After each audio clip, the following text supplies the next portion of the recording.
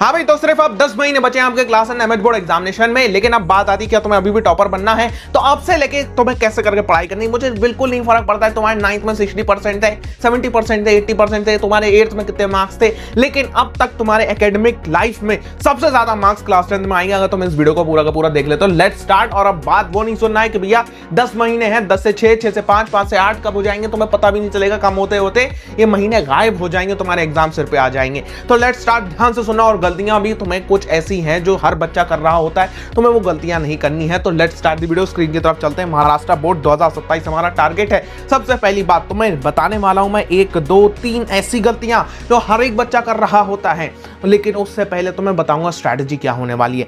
देखो भैया, सबसे पहली बात, महाराष्ट्र बोर्ड का पेपर देने जा रहे हो। जी सर, महाराष्ट्र बोर्ड का हम पेपर देने जा रहे हैं, लेकिन भाई महाराष्ट्र बोर्ड के पेपर का पैटर्न कैसा आता है वो तो जरा सुन लो भाई। तो सबसे पहले आपका पेपर का पैटर्न में हमारा सबसे चीजें छुपी हुई होती हैं, लेकिन पेपर का पैटर्न की सर यहाँ पे कहां से बात आई। उससे पहले पेपर का पैटर्न छोड़ दो यार, तुम्हें जून से ही क्यों स्टार्ट करना है। तुमने अपनी गर्मियों की छुट्टियां तो गायब कर दी, लेकिन अब जून का महीना आ चुका है। अब जून का महीना अगर आ रहा है तो तुम्हारी गर्मियों की छुट्टियों को जो तुमने गायब करा है, मतलब उसमें कोई पढ़ाई नहीं करी है, उसका एडवांटेज तुम्हें ना, मतलब उसका तुम्हें डिसएडवांटेज ना हो और तुम उसका एडवांटेज ही मान के चलो कि तुमने अपनी एंजॉयमेंट करी है, तो उसके लिए जून से स्टार्ट करना वेरी वेरी इंपॉर्टेंट होता है। सबसे पहली बात, स्कूल्स आपके रीओपन हो जाएंगे और उसके बाद में आपके होंगे यूनिट टेस्ट, तो उससे पहले हमें अपना सिलेबस वगैरह भी उतना कवर करना होगा। लेकिन अब जून से स्टार्ट करने का फायदा क्या है कि तुम, एक तो अर्ली स्टार्ट है ये अभी भी, मैं रियलिटी बताता हूं, तुम्हारे 60 से 70% बच्चे अभी भी जो होता है सीरियसली पढ़ाई नहीं कर रहे होंगे। तो अगर तुम अभी भी से सीरियसली पढ़ाई करना चालू कर दो तो भैया तुम एक एक्स्ट्रा एज में आ जाते हो।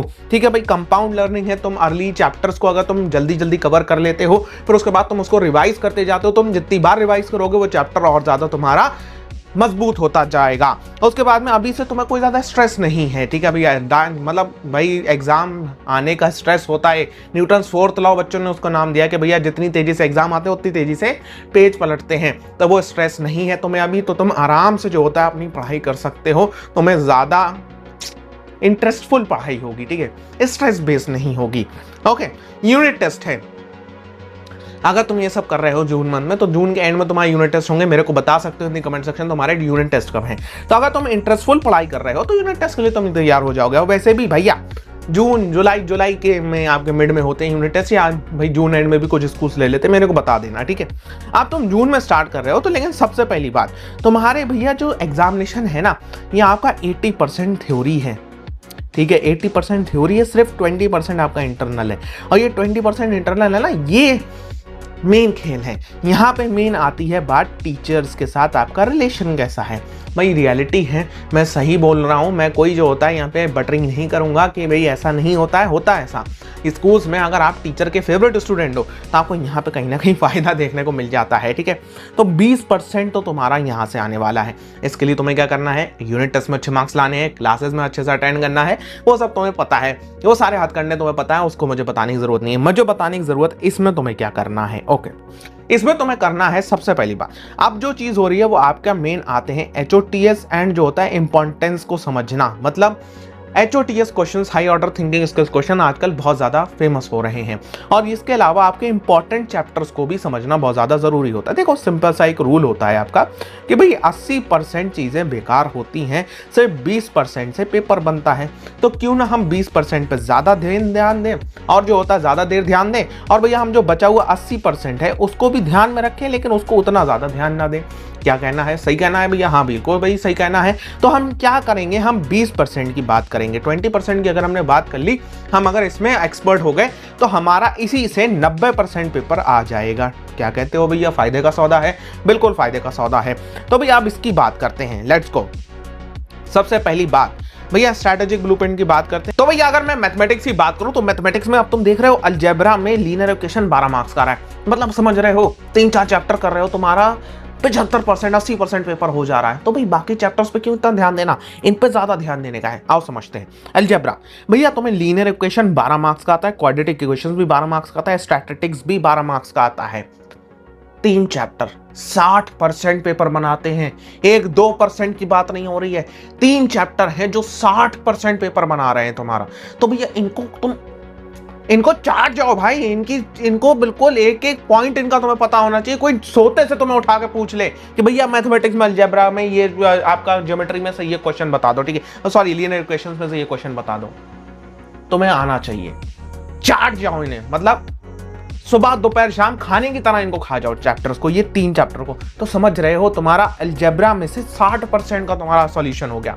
बच्चा कितना, 40। उसमें से भी वेटेज की अगर तुम वीडियो चाहते हो तो मुझे बता देना, मैं तुम्हारा चैप्टर्स को वेटेज वाइज डिवाइड कर दूंगा, तो तुम्हारे लिए और ईजी हो जाएगा कि जो वेटेज के ज्यादा चैप्टर्स है ना उनको फोकस मारना है, ठीक है। अब ज्योमेट्री की बात करो भैया, सर्कल एंड सिमिलैरिटी भाई मैक्सिमम मार्क्स के आते हैं, ठीक है, 22 मार्क्स के आते हैं। और ये तो प्रैक्टिस, आपका 22 मार्क्स तो भैया ये प्रैक्टिस बेस्ड है ना, mathematics is all about practice. भाई 22 मार्क्स में से 22 मार्क्स तो आने ही आना है, इसमें तो एक भी मार्क्स कटने का चांसेस नहीं होते। तो ये तो पेपर ही सॉल्व हो गया भाई, ये तो पेपर ही सॉल्व हो गया तुम्हारा। आपका अगर थ्योरम्स कर लेते हो भैया, उनके कन्वर्स कर लेते हो और हो गए तुम्हारे, ठीक है। मान लो तुम्हारे 30-35 मार्क्स पक्के हो गए, फिर अरे पेपर का पैटर्न ही मेन चीज है आपका। तो मैथमेटिक्स में तो हमारा सोल्यूशन ये हो गया। अब इनको करना कैसे वो भी बताऊंगा। सबसे पहली बात साइंस की बात करते हैं, लेट्स गो। अब साइंस की बात करता हूं तो science 1 effects of electric current, carbon compound, 7 दूनी 14 मार्क्स के हैं, 14%, ओके। 80% का 40%, 20%, 25% पेपर हो गया ये आपका। साइंस 2 की बात करें ना, लाइफ प्रोसेस, साइल बायोलॉजी, ये भी आपके बहुत ज्यादा मार्क्स के आते हैं, 8 जने 12 मार्क्स का ये टोटल मिलता है, तो आपका 20% का यहाँ भी हो गया। तो भाई साइंस में तो ये भी सॉल्व हो गया। मैथमेटिक्स का तो तुम्हारा क्लैरिटी है, साइंस में भी देख रहे हो इंपॉर्टेंट चैप्टर्स हैं। और डिटेल में जाना चाहते हो इंपॉर्टेंट चैप्टर्स तो मेरे को बता सकते हो इन दी कमेंट सेक्शन। और हाँ, ये सब चीज़ों के लिए तुम्हारे नोट्स आ रहे हैं चैनल के ऊपर भाई, देख रहे हो कितने बेहतरीन तुम्हारे नोट्स बना रहा हूँ यार। ये देख रहे हो, ये ग्रेविटेशन चैप्टर के देखो नोट्स, ये देखो मैं प्रोवाइड कर रहा हूँ, ठीक है। क्रैक स्मार्टली चैनल पे आ रहे हैं तो चैनल को सब्सक्राइब करके रखो भाई साहब, क्या मस्त एकदम हो रखा है। एसएसटी के दिखाऊँ तुमको नोट्स, देखो तुम्हें एसएसटी के नोट्स दिखाता हूँ मैं। ये देखो ज्योग्राफी में आपका लोकेशन एंड एक्सटेंड के नोट्स देख लो, कितने बेहतरीन नोट्स है भाई साहब, सब डायग्राम रिप्रेजेंटेशन एंड ऑल। और हाँ, एक और चीज़, तुम्हारी कल में आपकी सैटरडे को एक वीडियो आ रही है जिसमें आपको बताया जाएगा हाउ टू यूज, ठीक है, आप एआई को कैसे यूज कर सकते हैं as a class 10th MH board student, ठीक है। एमएच बोर्ड के आप स्टूडेंट हैं तो आप एआई को कैसे यूज करेंगे, क्या के लिए यूज करना है, क्वेश्चंस करने के लिए यूज करना है, फ्लो डायग्राम्स बनाने के लिए यूज करना है, माइंड मैप्स बनाने के लिए यूज करना है। ये मैं आपकी डालूंगा कल, यानी कि सैटरडे इवनिंग को, या सॉरी संडे की डाल दें, संडे इवनिंग को आपकी ये वीडियो आएगी, ठीक है। संडे इवनिंग को आपकी वीडियो आने वाली है। और हाँ, जो बाद में देख रहे हैं चैनल पे जरूर जाके देख लीजिएगा। अब भैया साइंस मैथ्स का तो हो गया काम, नेक्स्ट बात करते हैं भैया लैंग्वेज ट्रैप की। मैथ साइंस का तो हो गया काम। अब भाई लैंग्वेज में सबसे ज्यादा बच्चे फंसते हैं, क्यों? क्योंकि मुझे पता है कि तुम अपनी लैंग्वेजेस को टाइम नहीं दे रहे हो, ना मैंने दिया था ना तुम दे रहे हो। तुम समझते हो भैया लैंग्वेजेस आखिरी दिन पे हो जाएंगी, मैंने भी ऐसा समझा था। लेकिन जरा ये ग्राफ देखो, बहुत इंपॉर्टेंट है भाई। मैथ्स को तुम दे रहे हो क्या कहते हैं 80% टाइम पढ़ने में, ठीक है, ये इसका तुम्हारा स्टडी टाइम है, ओके। मार्क्स हैं इसके भी 300 मिला के, ठीक है। तुम जो होता है भैया लैंग्वेजेस को 20% टाइम दे रहे हो पढ़ने के लिए, इसके भी मार्क्स उतने ही हैं।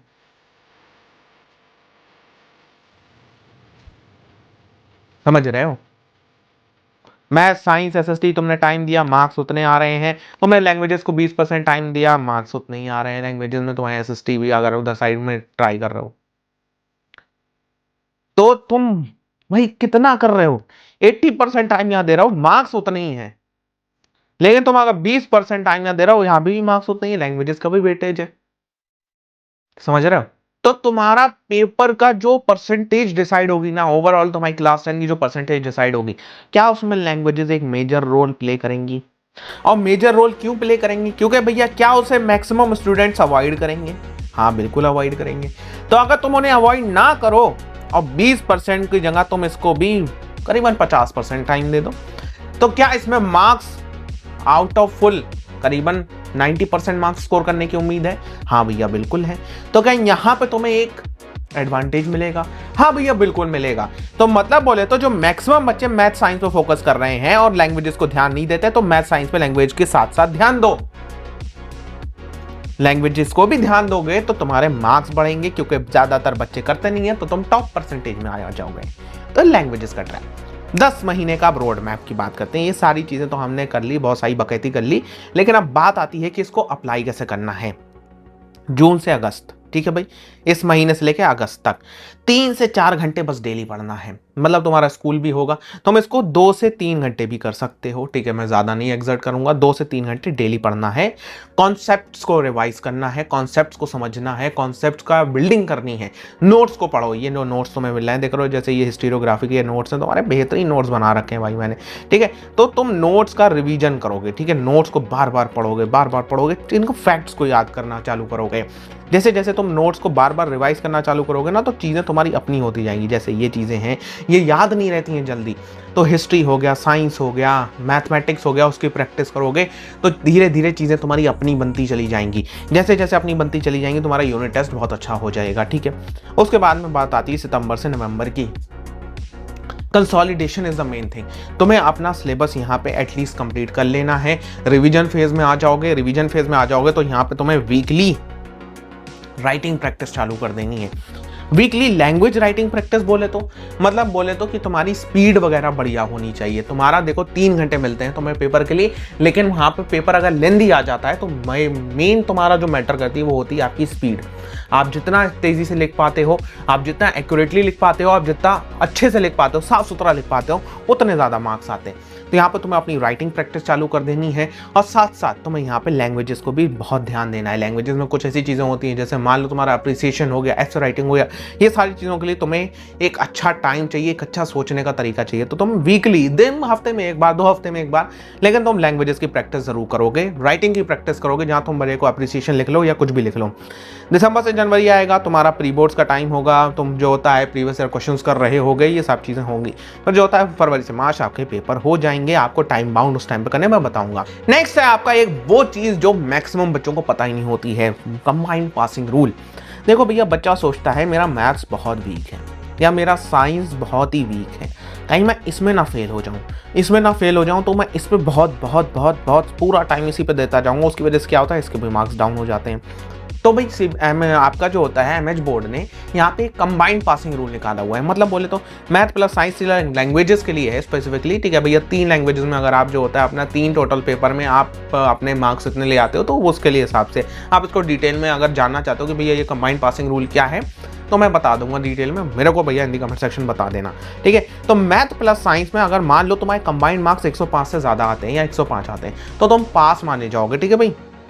मतलब बोले तो अगर मान लो मेरे साइंस में इंटरनल असेसमेंट में मैं फेल हो रहा हूँ, ठीक है, इंटरनल असेसमेंट में मैं फेल हो रहा हूँ, या मैंने जो होता है थ्योरी में मैं फेल हो रहा हूँ, ठीक है, लेकिन अगर मेरे मैथ्स के मार्क्स ऐड हो गए इसमें, और इसके ऐड होने के बाद में इसके मार्क्स 105 से ज़्यादा बैठ गए, तो मैं ओवरऑल क्या हूँ, मैं पास हूँ, ठीक है। तो तुम्हें ये चीज़ एक रिलीफ देना है, लेकिन भाई इसका मतलब ये नहीं है कि तुम एक सब्जेक्ट जो तुम्हें आता नहीं है तुम उसको बिल्कुल छोड़ दोगे, नहीं, तुम्हें इसको करना है अगर तुम्हें परसेंटेज बनानी है। लेकिन ये उन लोगों के लिए है जिनको ये लगता है कि भैया अगर मैं मैथ में फेल हो गया तो मैं फेल ही हो जाऊँगा, ऐसा नहीं होता, ठीक है। ये कंबाइंड पासिंग रूल है आपका।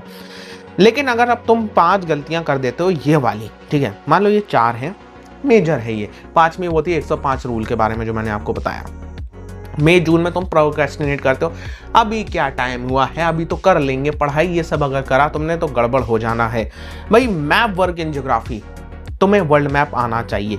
कैसे आना चाहिए, तुम्हें आना चाहिए उसको हाथ से ड्रॉ करना आना चाहिए। मतलब बोले तो मैं क्या कहते हैं ऐसे करके बनाऊंगा, फिर उसके बाद में ऐसे करूंगा, ठीक है, और उसके बाद में ऐसे करके कर दूंगा, और उसके बाद में यहाँ जाऊंगा, ऐसे करके बनाऊंगा, ये करूंगा, तो ये क्या बन गया, ये मेरा यूएसए बन गया, ठीक है। इसके पास में मुझे पता है यहाँ कहीं नीचे जो होता है ऐसे करके अफ्रीका आएगा, फिर इसके नीचे जो होता है आपका साउथ अमेरिका आ जाएगा, फिर इसके नीचे यहाँ पे यूरोप का ऐसे करके आएगा, ठीक है।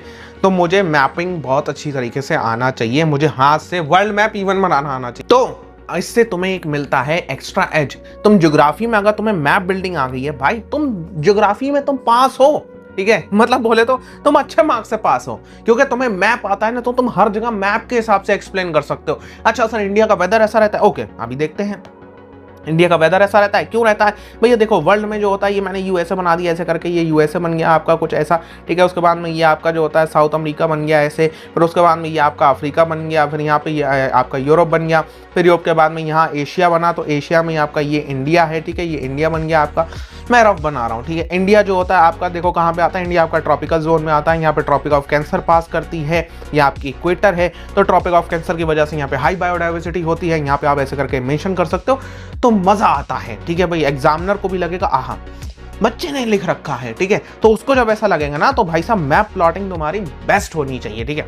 हाँ, वर्ल्ड मैप, इंडिया का मैप, ग्लोबल पोजीशनिंग कैसे करके बनाते हैं, ये भी सीखना चाहते हो बता देना मेरे को। बहुत सारी चीजें मैं बोल रहा हूँ, ठीक है, क्योंकि अभी स्टार्टिंग है ना, तो मैं तुम्हारी ओवरऑल पूरी ओवरहॉलिंग करने वाला हूँ। तो चैनल पे सब्सक्राइब कर लोगे तो तुम्हें मजा आएगा। वीडियो अच्छी लग रही तो लाइक जरूर कर दो।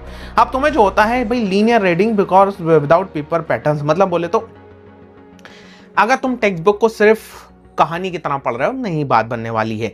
तुम्हें समझना होगा कि भाई टेक्स्ट बुक में इंपॉर्टेंट पॉइंट्स कहाँ पे होते हैं, इसलिए मैं नोट्स बना रहा हूँ। भैया टेक्स्ट बुक मत पढ़ो यार, ठीक है, कोई बात नहीं, तुम नोट्स पढ़ लो, एक बार टेक्स्ट बुक की रीडिंग मार लेना, ठीक है, इसलिए मैं नोट्स बना रहा हूँ।